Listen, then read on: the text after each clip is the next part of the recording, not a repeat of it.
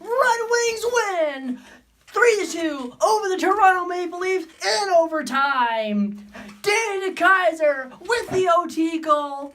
Wings tie up the season series with the Leafs. Everything's great. No, it's not, but everything's great. We went into the break with a great game, and now we start effectively we have another game, then a 4-day break, but we start this end of the season well off with a great win. The Wings embarrassed the Maple Leafs.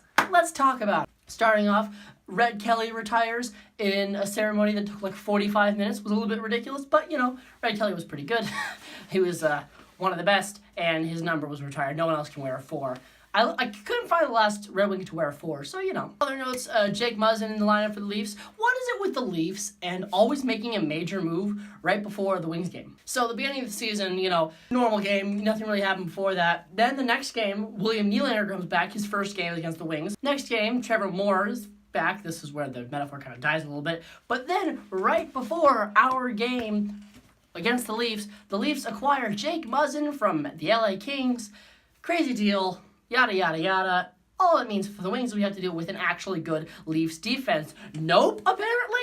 The Wings just outplayed them. The Leafs didn't get a shot until halfway through the first period. It was hilarious. Leafs got multiple power plays, and they all amounted to nothing. There was one hilarious power play, I think it was either the first or the third, where Kapanen puts it in, gets hit out. Matthews put it in, gets hit out. It was kind of funny, and the Wings fans were there. By the way, Leafs fans were there too, in droves. It was kind of ridiculous. I'll get to that later. The Wings are embarrassing the Leafs. Everyone on Leafs Twitter is freaking out. It's great. Everything's good. I have to say, Athensee was looking great. Nike was looking great. Larkin was looking great. Hey, guess what? They actually were put on the same line for once. It was on and off throughout the game, but whenever that line was on, they were incredible. Also a person who's very good, Cholowski, should never sit again. And he was back in the lineup today, but Philip Schroedick was out because reasons. Because we can't just abandon, Jonathan Ericsson or whoever else. But, we don't need to be depressed right now. Then, Gus Nyquist shoots the puck on net. Chaos in front. Athensee, by the way, this is the Athensee Larkin Nyquist line. Guess what? They're pretty good.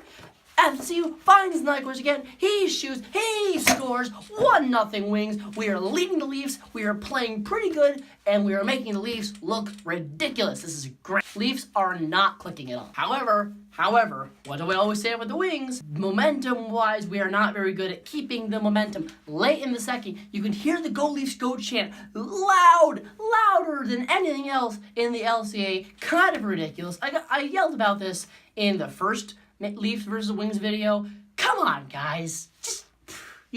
I know the Wings are bad. You can't get up for a rivalry night against the Leafs. You're going to let the Leafs be louder than you in your home arena? Come on. Anyway, Go Leafs Go chant is loud. Late in the second, Marleau has the puck behind the net. He passes it in front to Austin Matthews. Austin Matthews scores because he's Austin Matthews, and it's a tie game. The third period was incredible. Back-to-back action, back-to-back plays, chances all over the place, dueling chants from the Wings fans and the Leafs fans in the building. Freddie Anderson making some ridiculous saves. Howard making some incredible saves. Anderson makes a save right at the goal line. It was chaos. It was really fun to watch. Great hockey. Right after Anderson makes the ridiculous glove save at the line, the Wings power play gets right back at it. Athensee drops it in for Vanek. Vanek behind the net. Vanek out to Athensee. He passes to Larkin. Larkin scores.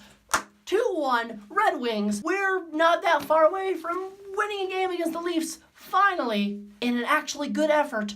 However, we can't have that. We can't. We 2 minutes and 19 seconds to go. Net's empty.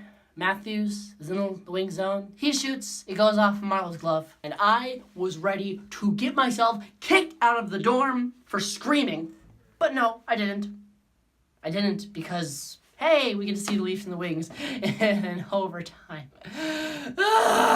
Again, late in the game, Freddie Anderson gives the puck away to Helm, who gets out to Glendening, who almost scores in a hilarious way. That would have been That would have been something, but no, we go to overtime. Back and forth action as 3-on-3 overtime with these two teams often is. Larkin pulls a muscle trying to trail Mitch Marner. Incredibly, he stays out there for the rest of the shift. He has to be helped off the ice.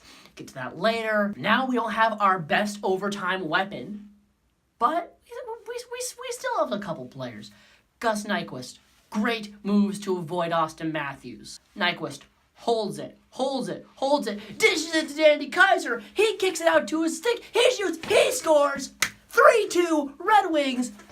We beat the Maple Leafs in overtime again, redeeming ourselves, I think, from the last game against the Leafs. Danny Kaiser, of all players, the player who everyone, Wings fans, Leafs fans, Arizona fan, Florida fan, everyone makes fun of Danny Kaiser because he sucks offensively, but he gets the overtime goal against one of the best offensive and pretty good defensive teams in the league. I know the Wings are tanking, and I'll get to that, but this game was just injected into my veins. We all, Wings Nation, we all needed this. And Leafs Twitter lost their minds. It was amazing to watch. Wings Twitter actually didn't look clinically depressed for the first time till today, where we find out that Dylan Larkin is going to be out for a couple weeks with the torn some sort of muscle. Who actually knows? Back it up.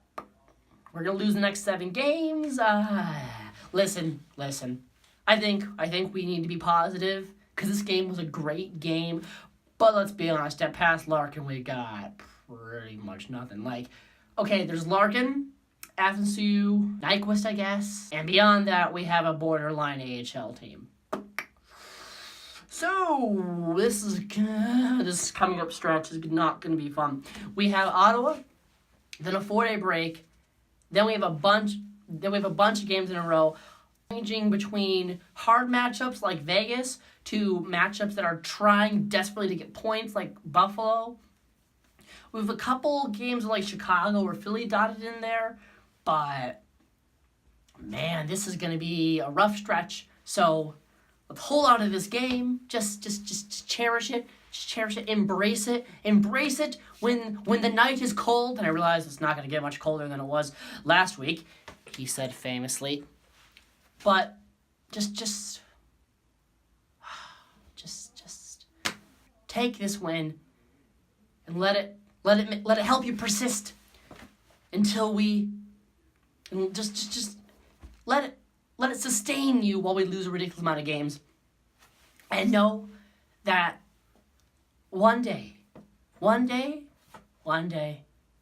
the Wings are going to be pretty good. Especially if we lose the next 7 games and get Jack Hughes or Capocacco or Dylan Cousins or whoever. All right. There's no need to drag this on. I've been Jacob. I will see you next time after the Wings play Ottawa in one incredibly important game for the tank. I'll see you soon. So long.